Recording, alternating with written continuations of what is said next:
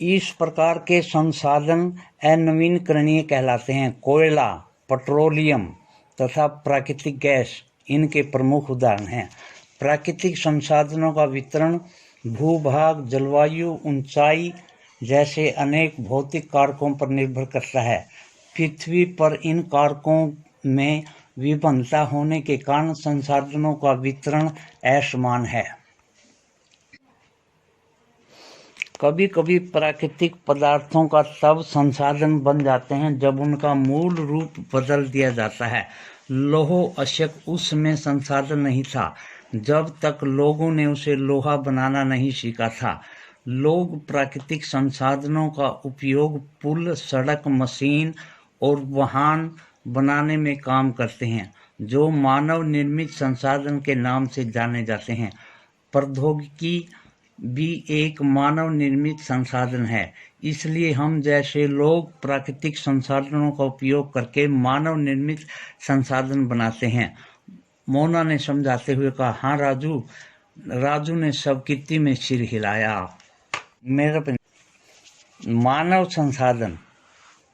लोग और अधिक संसाधन बनाने के लिए प्रकृति के सबसे अच्छा उपयोग तभी कर सकते हैं जब उनके पास ऐसा करने का ज्ञान, कौशल तथा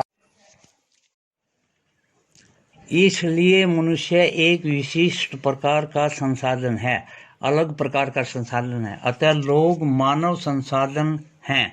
शिक्षा और स्वास्थ्य लोगों को बहुमूल्य संसाधन बनाने में मदद करते हैं और अधिक संसाधनों के निर्माण में समर्थ होने के लिए लोगों के कौशल में सुधार करना कहलाता है, जिसे मानव संसाधन विकास कहते हैं। संसाधनों का संरक्षण। मोना ने एक बुरा स्वप्न देखा। उसे देखा कि पृथ्वी पर सारा जल सूख गया है और सारे पेड़ कट गए हैं। वहां पर न तो छाया ही थी और न कुछ खाने पीने के लिए था। लोग परेशान हो रहे थे और चारों तरफ भोजन और छाया की तलाश में निराश घूम रहे थे। उन्होंने अपनी माँ को सपने के बारे में बताया। उसने पूछा, अम्मा, क्या यह सच हो सकता है? हाँ बेटी, यह सच हो सकता है, माता ने कहा। यदि एक नवीनकरणीय संसाधनों के प्रति सतर्क नहीं रहते हैं तो वे बहुत ही दुर्लभ हो सकते हैं और अनवीनकरणीय संसाधन निश्चय ही समाप्त हो सकते हैं। राजू ने पूछा, हम इसके लिए क्या कर सकते हैं? बहुत अच्छा, अम्मा ने कहा। आप अपने दोस्तों से बात क्यों नहीं करते? संसाधन का सतर्कतापूर्ण उपयोग करना और उन्हें नवीनीकरण के लिए समय देना संसाधन संरक्षण कहलाता है।